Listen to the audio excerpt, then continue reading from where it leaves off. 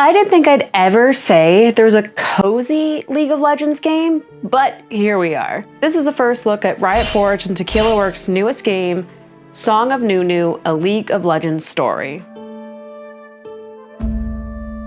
Welcome to my corner of the internet. My name's camillapanda, and I'm here to give you a first look at the newest League of Legends story game featuring two best friends, lots of snowballs, and one wild adventure. What could possibly go wrong? In this game, you join best friends Nunu and Willump on an adventure across the frozen wilds of the Freljord. While learning the depths of their friendship, you traverse unexplored parts of the Freljord, making new friends and enemies along the way. Besides exploring beautiful and dangerous parts of this frozen tundra, every step brings you closer to Nunu and Willump's past. This is a single-player adventure by Tequila Works from publisher Riot Forge.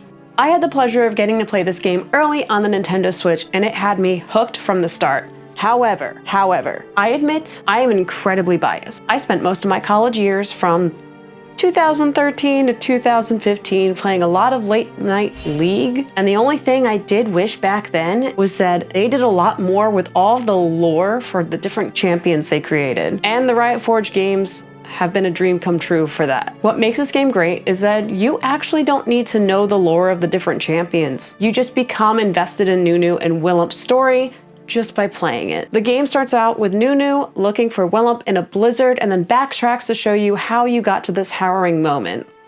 3 days prior, you start off as Nunu, a no-tie child who looks at the world with wonder, a desire for adventure, and the drive to look for his missing mother.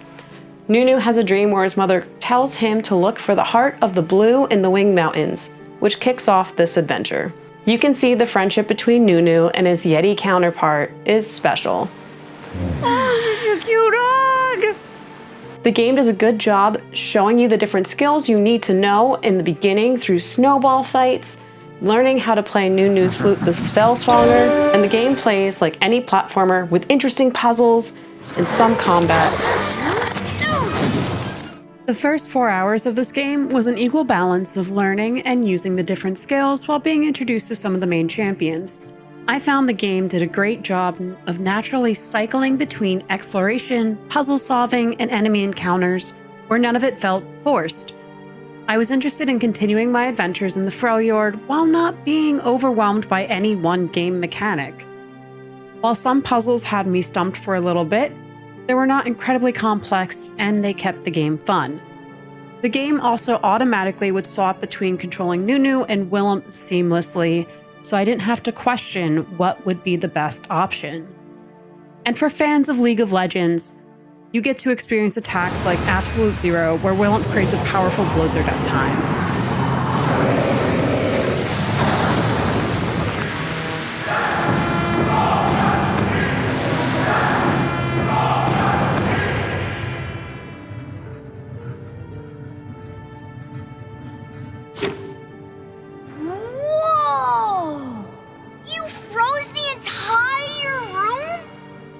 Have you been practicing?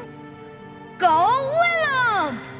Additionally, there is one of my favorite early tie-ins to League of Legends, Poros.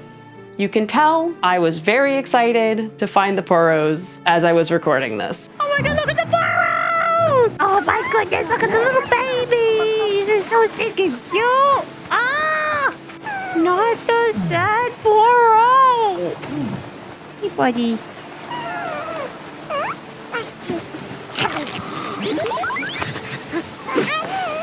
Oh! Look at little buddies following me!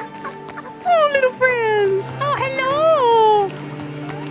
And again, while you don't need to know anything about League of Legends or League of Legends lore, the game stayed true to a lot of what was already written about the different characters. And you can go find that on the League website. Story-wise, the game flows well and introduces the main characters who are also playable champions in the League universe, like Braum, Lissandra, Volibear, and Ornn, very well. The game provides just enough backstory where you can quickly understand their significance. And each of the characters' personality shines through during their interactions, especially Ornn's. How long do you think it took Ornn to build this place, Willump? What makes you think I'm finished? And while I haven't touched on this yet, there are a few accessibility options in the game, from your standard closed captions to being able to color which character is saying what, to even having a story mode with no damage and extended timers for quick time events. I'm sure there can be more options, but as someone who is appreciative of making games accessible, I was happy to see an entire accessibility menu in the game. Now, I admit I try to limit myself to only playing the first 4 hours of the game so I can experience the rest of the story with all of you on Twitch, but I did find a few small issues that I can easily write off as console related. While I'm sure the PC version of the game is a lot better, seeing we're on a year 7 of a Nintendo Switch, there are a few times where rendering was a little bit of a struggle, but I did not have any crashes or lose any data, so I'm writing it off as a win. Overall, this game has been delightfully fun and has a great story for longtime League lore fans and people just looking to cozy up to a game this upcoming holiday season. Available on Nintendo Switch and PC, this game is $29.99 USD and rated E10+. If you've made it this far, you should hit the subscribe button for more videos like this and some other content coming out this year.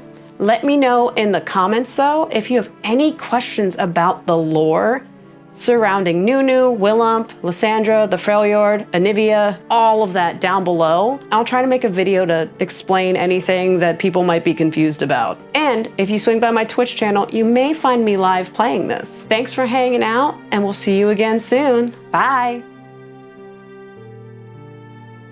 Hey, you should check out some of my other videos, but also big thank you to Riot Forge and Tequila Works for giving me a copy of the game early.